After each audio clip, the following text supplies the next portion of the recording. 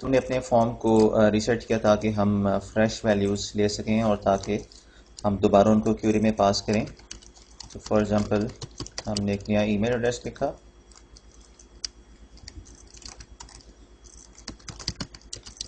और यहाँ पे हमने कोई मैसेज लिख दिया सबमिट, और ये हमारे पास एक नई क्यूरी बन गई। इसको हमने यहाँ से कॉपी किया और जाकर हमने इस क्यूरी को अपनी पुरानी क्यूरी पे ओवरराइट किया और सिंपली अब इस क्यूरी को हम एग्जीक्यूट करना चाहते हैं। Execute the SQL. तो इसमें हमारे पास मैसेज आया 1 row affected by last query. इसका मतलब ये हुआ कि हमारे डेटाबेस के अंदर ये वैल्यू फाइनली इंसर्ट हो गई है।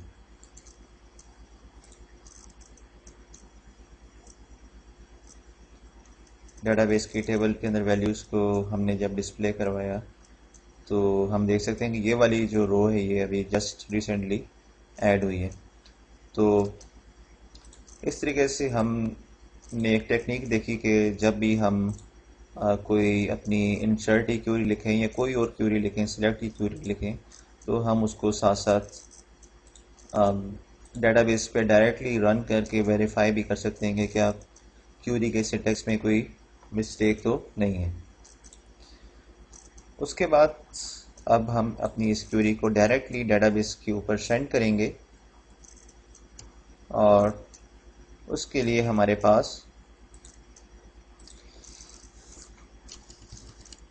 जो चीज़ यूज़ होगी वो हमारी डेटाबेस क्लास का कमांड ऑब्जेक्ट यूज़ होगा, जो कि अभी हमने डिक्लेयर किया db.com is equal to new SQL command. और इसमें अगर हम देखें तो हम यहाँ पे ये वाला फॉर्मेट यूज़ करेंगे जिसमें कि सबसे पहले हमने कमांड टेक्स्ट पास करना है जो कि हमारी क्यूरी है और सेकंड पैरामीटर कनेक्शन है। तो फर्स्ट पैरामीटर क्यूरी हमने पास कर दिया और सेकंड पैरामीटर हमने कनेक्शन पास कर दिया db.com। और इससे पहले हमने उस कनेक्शन को ओपन भी करना है ताकि हम डेटाबेस पे इंसर्ट परफॉर्म कर सकें। तो db.con.open।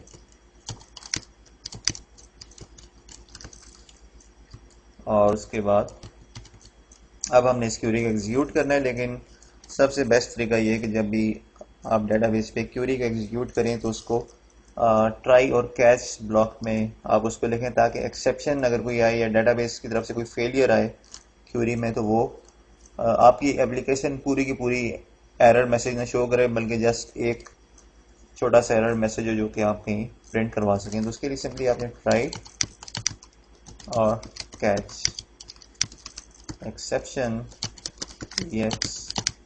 एक ट्राई कैच ब्लॉक बना लिया और ट्राई ब्लॉक के अंदर आप अपनी क्यूरी को एग्जीक्यूट करवा लें db.com.execute नॉन क्यूरी फंक्शन। और कैच के अंदर आपने सिंपली अगर कोई एरर आता है तो वो आपने कैच करना है और इसके साथ आप एक फाइनली ब्लॉक यूज़ कर सकते हैं, फाइनली। और फाइनली में जाके आप अपने इस कनेक्शन को क्लोज करवा दें। तो इसमें सिंपली कनेक्शन ओपन हुआ, डेटाबेस पे क्यूरी रन हुई, एक कमांड ऑब्जेक्ट क्रिएट हुआ, डेटाबेस पे क्यूरी रन हुई और यहाँ पे जाए कनेक्शन क्लोज हो गया। और अगर एरर आया है तो वो यहाँ पे आप कैच कर सकते हैं। तो नॉर्मली हमने एक जिस तरह लेबल टेक्स्ट बॉक्स यूज़ किया हुआ था, तो इस लेबल को हम यूटिलाइज करेंगे एरर डिस्प्ले करवाने के लिए। तो हम अपने इस कोड में गए, जाके यहाँ पे हमने lbl message.txt प्रॉपर्टीज़ की यूज़ करते हुए हमने इसमें अब ये जो हमारे पास ex एक्सेप्शन क्लास का ex ऑब्जेक्ट है, इसके अंदर वो एरर मैसेज आ जाएगा जो कि डेटाबेस की क्यूरी फेल होने के केस में जनरेट होगा। उसको हमने सिंपली ex डॉट हम जब लिखेंगे तो हमारे पास एक मैसेज प्रॉपर्टी है जिसमें कि वो एरर आ जाएगा। और ये हमारा पेज रेडी है। अब इस पेज को हम अपने पास रन करके देख सकते हैं कि हमें क्या रिज़ल्ट मिलता है।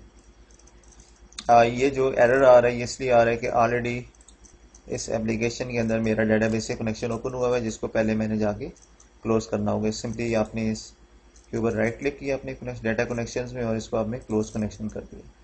जब आपने कनेक्शन क्लोज किया तो अब इस एरर को यहाँ पर नहीं आना चाहिए, और नहीं आया क्योंकि डेटाबेस के साथ एक वक्त में आप एक कनेक्शन यहाँ पे ओपन करेंगे। अच्छा, उसके बाद यहाँ पे अभी आपने कोई ईमेल एड्रेस लिख दिया, फॉर एग्जांपल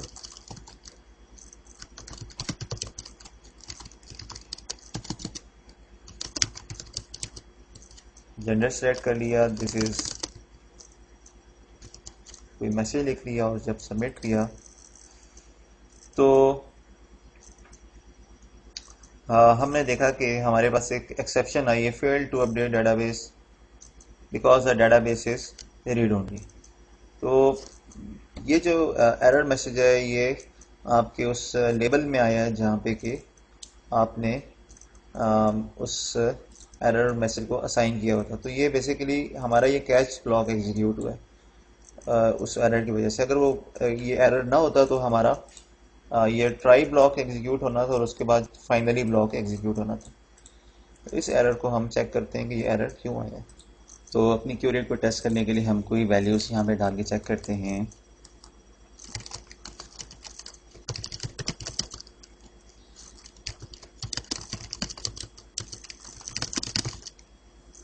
सबमिट। तो हम चेक कर सकते हैं कि डेटाबेस के टेबल के अंदर ये वैल्यूज़ आ गई हैं कि नहीं। तो हमने देखा कि ये एक नई रो ऐड हो गई है जो कि अभी जस्ट हमने डेटाबेस के ऊपर क्यूरी चला के ऐड की है। और इसी को हम थोड़ा सा एक फर्दर यूज़र फ्रेंडली इस तरह बना सकते हैं कि अगर हमारी क्यूरी सक्सेसफुली चल जाए, यानी कि अगर ये ट्राई ब्लॉक सक्सेसफुली चल जाए, तो एक मैसेज यहाँ पे हम डिस्प्ले करवा दें, रिकॉर्ड सेव्ड सक्सेसफुली, और अपने इस पेज को हम रीसेट करते हैं, नया रिकॉर्ड डाल के देखते हैं।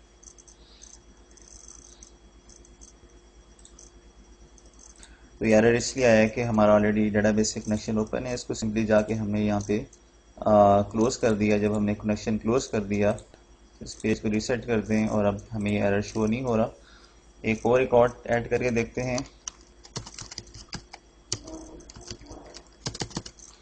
so that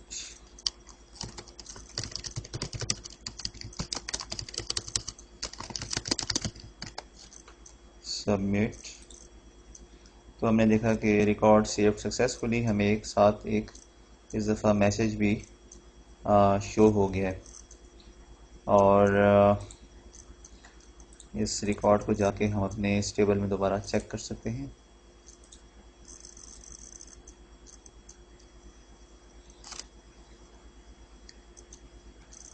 तो ये रिकॉर्ड हमारे पास आ गया। तो इस तरीके से हमने देखा कि हम एक प्लेन क्यूरी यूज़ करते हुए किस तरीके से हम डेटाबेस में एंट्रीज कर सकते हैं। लेकिन इसमें आपने देखा होगा कि थोड़ा सा प्रॉब्लम ये है कि ये क्यूरी लिखना इतना आसान काम नहीं है। इसमें हमें बहुत सारे सिंगल कोट्स और डबल कोट्स और इस तरह की चीज़ें यूज़ करनी पड़ रही हैं, जो कि काफ़ी टाइम टेकिंग भी है। और अगर आपके पास डेटाबेस की फील्ड ज़्यादा है तो ये काम और भी डिफ़िकल्ट हो सकता है। तो इसका एक सेकंड सॉल्यूशन है, और जिसमें हम जैसे हमने यहाँ पे मेंशन किया था कि हम पैरामीटराइज्ड इंसर्ट क्यूरी भी यूज़ कर सकते हैं। तो उसके लिए हमने सिंपली क्या किया कि जो हमने ये क्यूरी बनाई हुई है इसको हमने कर दिया कमेंट, और दोबारा हम एक स्ट्रिंग डिक्लेयर करते हैं, string query is equal to insert into contact us. अपनी इस पुरानी क्यूरी का हम फर्स्ट पार्ट अपने पास वैल्यूज़ तक कॉपी कर लेते हैं।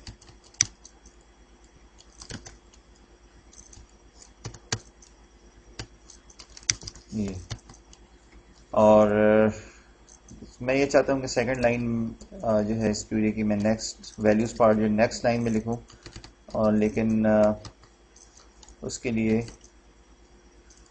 अगर मैं नेक्स्ट लाइन पे लिखता हूँ वैल्यूज़, तो आप देखें ये इस स्ट्रिंग का पार्ट अब शो नहीं हो रहा, बल्कि ये एक अननोन वैल्यू शो होगी और एज एन एरर शो हो रहा है।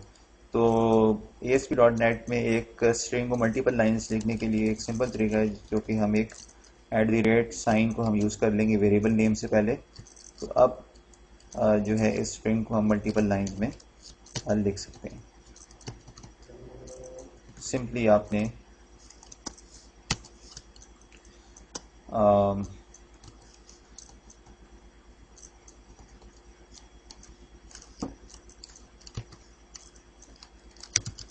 अब इसमें आपने जो पैरामीटराइज क्वेरी है उसमें सिंपली आपने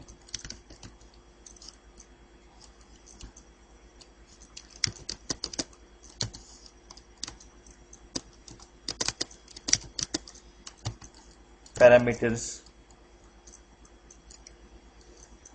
आई थिंक ये @ का साइन यहाँ पर आना चाहिए।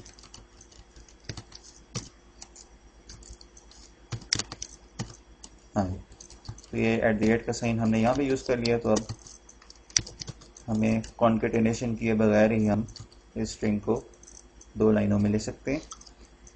और वैल्यूज़ पोर्शन में आप देखें तो सिर्फ एक चेंजेस यहाँ पे मैं करूँगा, और वो ये है कि यहाँ पे मैंने @ का साइन यूज़ कर लिया। ये बेसिकली इस क्वेरी के पैरामीटर्स डिक्लेयर हो रहे हैं।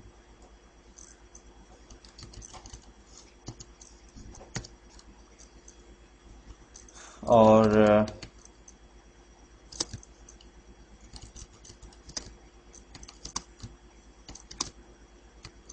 तो ये हमारे पास इंसर्ट क्वेरी का फर्स्ट पोर्शन आ गया और ये उसका सेकंड पोर्शन आ गया। लेकिन इस दफ़ा हमने यहाँ पे डायरेक्ट वैल्यूज़ इंसर्ट नहीं की, बल्कि हमने यहाँ पे पैरामीटर्स डिफाइन कर लिए। और अब इन पैरामीटर्स को हम यूज़ करेंगे अपने SQL कमांड ऑब्जेक्ट के साथ। तो dbc.com = new SQL command. SQL command में अगेन हमने अपनी क्वेरी पास कर दी और कनेक्शन पास कर दिया। यहाँ से उड़ा देते हैं। सेकंड स्टेप ये कि हमने यहाँ पे इन पैरामीटर्स को डिफाइन करना है। .add_with_value कॉल करवाया और यहाँ पर सिंपली पैरामीटर नेम और उसकी वैल्यू यहाँ पे हम कॉल करवा देंगे। तो इस पैरामीटर के हमारे पास इस फंक्शन के 2 पैरामीटर्स हैं। फर्स्ट में हमने अपने पास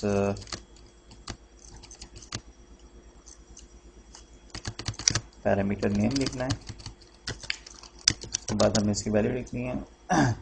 तो हमारे पास वैल्यू जो है वो ईमेल के अंदर पड़ी हुई है .txt, और साथ यहाँ पे एहतियातन आप ट्रिम का फंक्शन कॉल करवा लें, ताकि अगर यूज़र ने कोई स्पेसेस एंटर की हुई हैं तो वो डेटाबेस में ना जाए।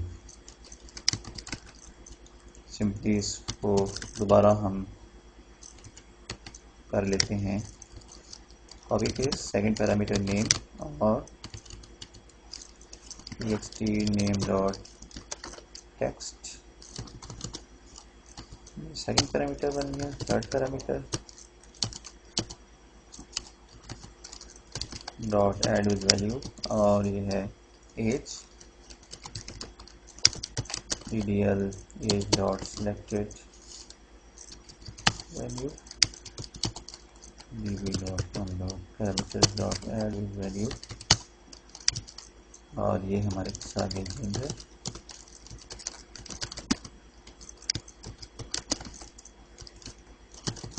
जो कि रेडियो बटन दिस था।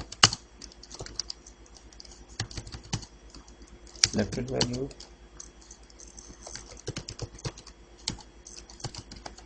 add_with_value, और ये आ गया मैसेज।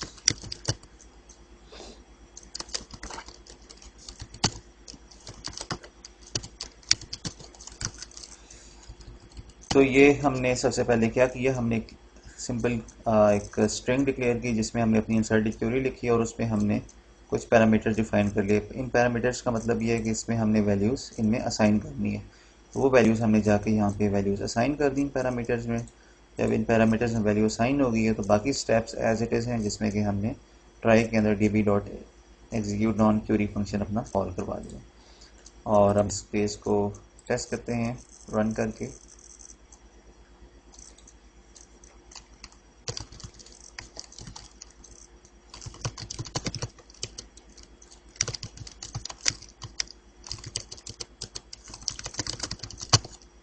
इसको आपने किया सबमिट। तो इसमें एक एरर आया है, वो ये कह रहा है कि इस क्यूरी के लिए पहले डेटाबेस का कनेक्शन ओपन होना ज़रूरी है। तो सिंपली हमने यहाँ पे db.cun.open कॉल करवा दिया और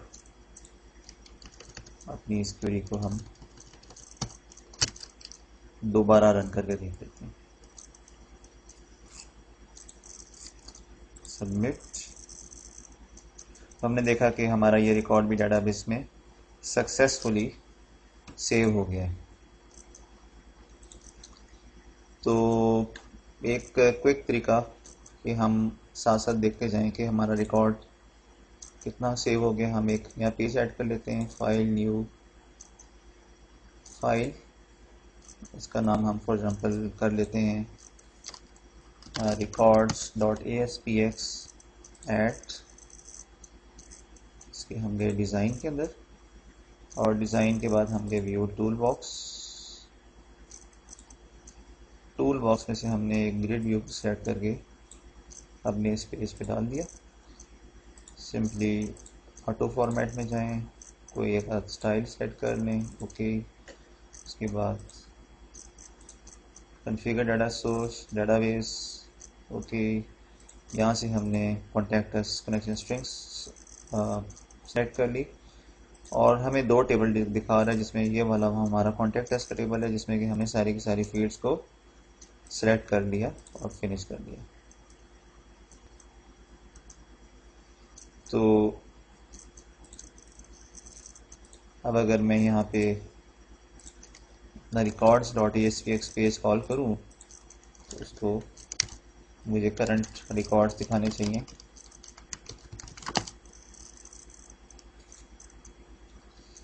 तो इसमें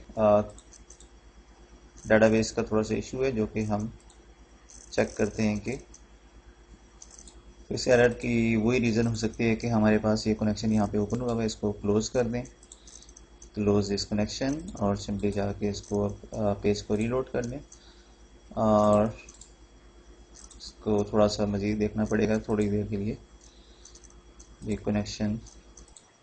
तो हमने अपने पेज को सिंपली जब रिफ़्रेश किया तो हमारे पास ये पेज आ गया है और इसमें हम अपना नया पेज डिस्प्ले करवाते हैं, जो कि हमें total number of record show कर रहा है।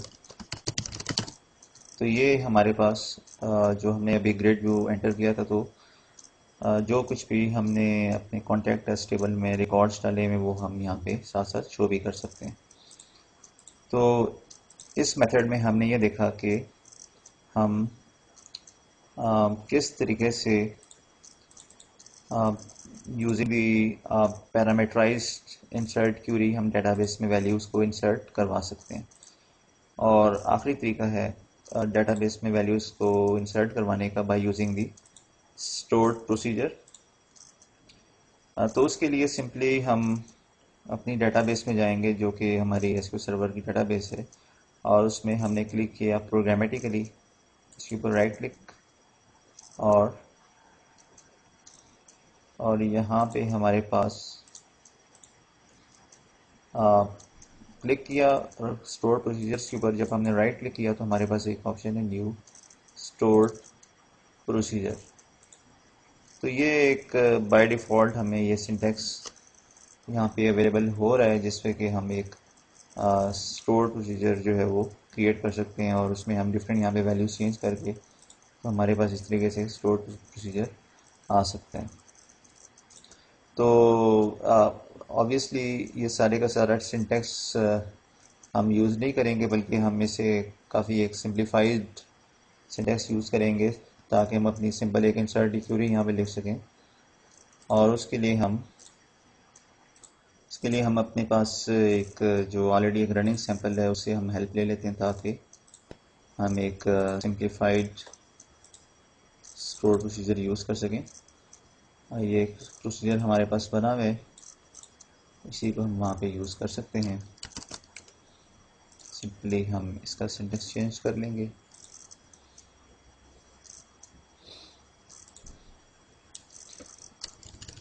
सिंपली ये जो रीजन है इसमें जाके हमने अपना जो प्रोसीजर है उसको हमने पेस्ट कर दिया और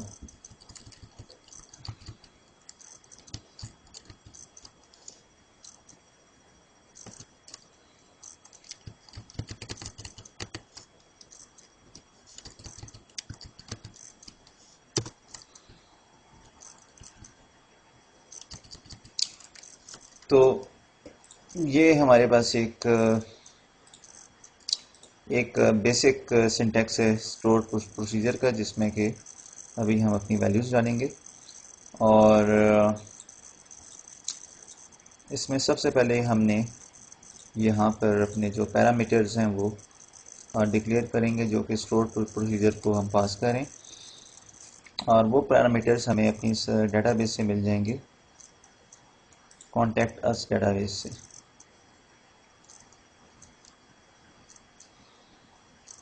और ये टेबल है हमारा कॉन्टैक्ट अस, जिसमें कि हमारे पास, तो इसमें हमने पैरामीटर्स डिक्लेयर कर लिए। फॉर एग्जांपल ईमेल, और साथ हमने इसकी लेंथ बता दी, जो कि हमने एक्चुअली टेबल में डिक्लेयर की हुई है। Name, character 30, age INT, gender character 1, और मैसेज 200। ये हमने इस स्टोर प्रोसीजर के पैरामीटर्स डिक्लेयर कर लिए। और उसके बाद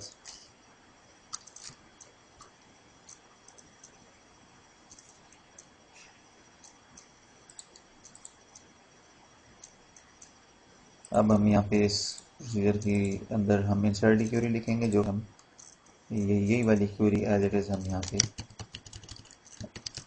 इस्तेमाल कर सकते हैं।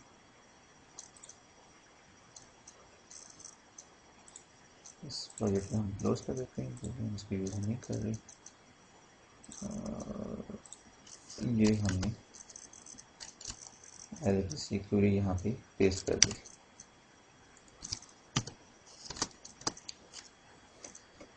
तो ये हमारा एक स्टोर प्रोसीजर बन गया, और इसमें हमने इसका कोई नाम रख दिया। फॉर एग्जांपल इसका नाम है कॉन्टैक्ट अस।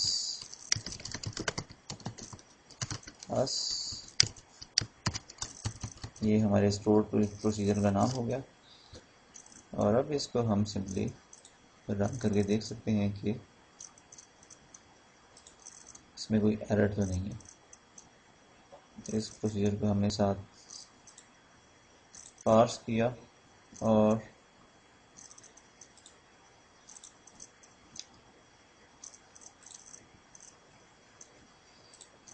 तो अगर हम जाके अपनी इस स्टोर प्रोसीजर्स में अगर हम चेक करें,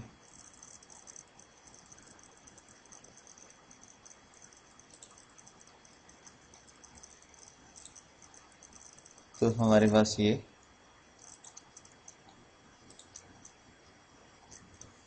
और इसमें अभी हम देख सकते हैं कि कोई एक आध एरर आ रहा है, इनकरेक्ट सिंटैक्स नियर एज। तो इसकी रीज़न ये है कि हमने एज के साथ @ का साइन नहीं लगाया, और यही काम हमने मैसेज के साथ नहीं किया था, इसलिए एरर आ रहा था। अगर अब हम इस प्रोसीजर में देखें तो हमारे पास कोई एज सच एरर शो नहीं हो रहा, सिवाय इसके कि यहाँ पे हमें एक एरर आ रहा है, इनकरेक्ट सिंटैक्स नियर गो एक्सपेक्टिंग कन्वर्सेशन और समथिंग। सिंपली हमने इसको एंड को यहाँ पे खत्म कर दिया और दोबारा इसको पास करके देखते हैं।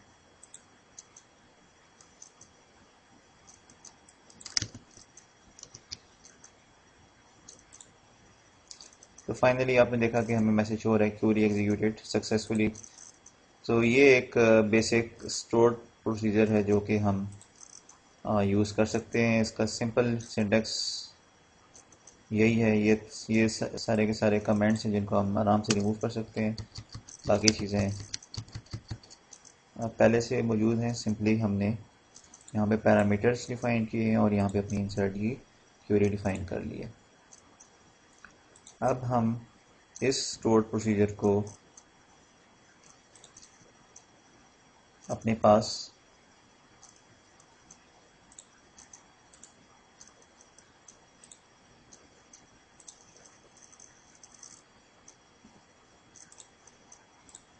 इस स्टोर प्रोसीजर को अब हम अपने पास जाके प्रोग्राम में हम यूज़ करेंगे। तो चूँकि ये प्रोसीजर हमने अभी फर्स्ट टाइम बनाया है तो फर्स्ट टाइम हम यहाँ पे इसको क्रिएट का कीवर्ड यूज़ करेंगे और उसके बाद हम यहाँ पे इसको करेंगे एग्जीक्यूट। और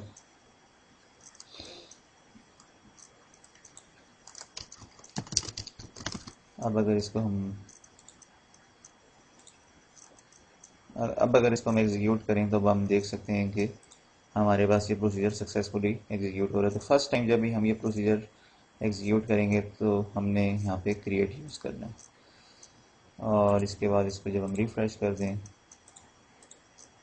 तो अब ये प्रोसीजर हमारे पास यहाँ पे शो हो रहा है और विदाउट एनी एरर शो हो रहा है। इसको अगर मैं क्लोज कर दूँ तो दोबारा यहाँ से जब मैं इस मॉडिफाई में जाऊँगा तो ये प्रोसीजर मुझे दोबारा यहाँ पे शो हो सकता है। सिंपली हमें इस स्टोर प्रोसीजर का नाम चाहिए जो कि हम अपने पास क्यूरी में यूज़ करेंगे। और अभी हम बात कर रहे हैं इस third approach using store procedure वाली अप्रोच में। तो उसमें फिर हम कुछ चेंजेस करेंगे और वो चेंजेस ये हैं कि ये क्यूरी अब हमें यहाँ पे फर्दर रिक्वायर्ड नहीं है, बल्कि यहाँ पे जाके हम डायरेक्टली स्टोर प्रोसीजर का नाम ऐड कर देंगे। और सेकंड चीज़ जो हम इसको बताएंगे वो ये कि ये जो चीज़ हम एग्जीक्यूट करने जा रहे हैं, जो चीज़ हमने यहाँ पे लिखी है, ये एक्चुअली एक स्टोर प्रोसीजर है। इसलिए हमने db.cum command type is equal to command type dot store procedure कर दिया ताकि जब ये वाली फंक्शन कॉल हो तो उसको आइडिया हो जाए कि ये स्टोर प्रोसीजर एक्चुअली हम एग्जीक्यूट करने जा रहे हैं डेटाबेस के ऊपर। अपने स्पेस को रिफ्रेश करते हैं और इस दफ़ा ये बगैर एरर के रिफ्रेश हो गया है।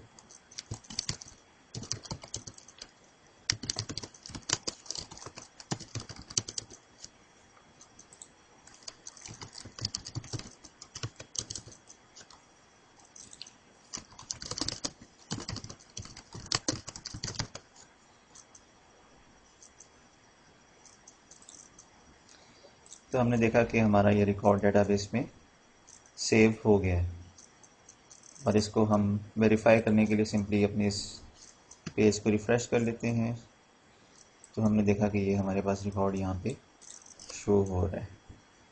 तो इस तरीके से हमने डेटाबेस में वैल्यूज़ को स्टोर करवाया और हमने इस ट्यूटोरियल में 3 तरीके एक्सप्लोर किए डेटाबेस में वैल्यूज़ को स्टोर करवाने के। पहला तरीका था वो जिसमें कि हमने एक प्लेन इंसर्ट क्यूरी यूज़ की और उसमें हमने अपनी जो टेक्स्ट फील्ड्स हैं या जो भी फील्ड्स हैं उनको हमने डायरेक्टली सिंगल कोट्स लगा के एक इंसर्ट क्यूरी के फॉर्मेट में हमने लिख के डेटाबेस में सेव करवा दिया। सेकंड मेथड में हमने अपनी इस क्यूरी को एक पैरामीटराइज क्यूरी बनाया और डेटाबेस में सेव करवा दिया। और थर्ड मेथड में हमने एक स्टोर प्रोसीजर बनाया और इस स्टोर प्रोसीजर को हमने डेटाबेस में डिफ़ाइन किया और उसके बाद इस क्वेरी को हमने अपनी एग्जीक्यूट करवा दिया। तो इस ट्यूटोरियल में हम जो मेथड यूज़ कर रहे हैं वो हम यूज़ कर रहे हैं पैरामीटराइज क्यूरी वाला। तो सिंपली मैंने इसको कमेंट कर दिया और इस लाइन को अनकमेंट करने के बाद इस क्यूरी को जाके बल्कि इन दोनों लाइनों को कमेंट करके हम दोबारा से फाइंड कर लेते हैं और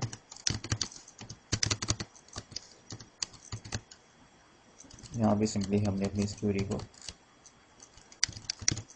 पास करवा दिया। तो इस मेथड से हम एक्चुअली ये काम कर रहे हैं। इस मेथड का फ़ायदा ये है कि अगर कल के दिन आप डेटाबेस में कोई फील्ड चेंज करेंगे तो आपको जाके अपने स्टोर प्रोसीजर के अंदर वो जो फील्ड है उसको चेंज करने की ज़रूरत नहीं है, क्योंकि यहाँ पे अगर आपने चेंजेस ना की तो आपको एरर शो होगा। तो इस अप्रोच का फ़ायदा ये है कि जो भी चेंजेस होंगी या तो आपकी डेटाबेस में होंगी या यहाँ पर होंगी, उसके अलावा आपको कहीं और करने की ज़रूरत नहीं है। और सिंपली हम इसको एक बार फाइनली टेस्ट कर लेते हैं।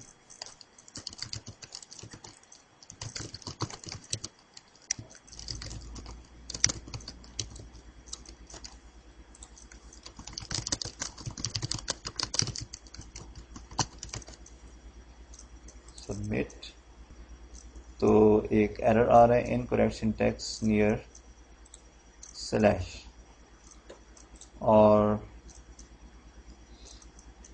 इसको भी हम जाते जाते चेक कर लेते हैं कि ये एरर क्यों जनरेट हुआ।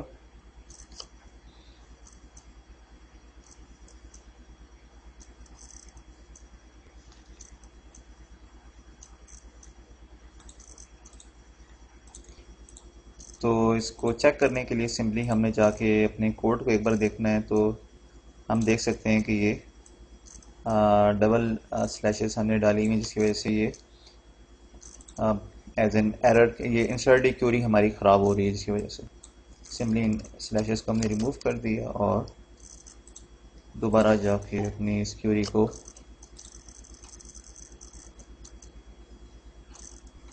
एग्जीक्यूट किया और अब आपने देखा कि फाइनली हमारे पास रिकॉर्ड डेटाबेस में सक्सेसफुली सेव हो गया। और नेक्स्ट वीडियोस में हम इस ट्यूटोरियल को ज़्यादा आगे एडवांस फॉर्म में शो करेंगे और उसमें मज़ीद हम फीचर्स ऐड करेंगे। Thank you for watching this tutorial. Keep on watching more tutorials on onspot.pk.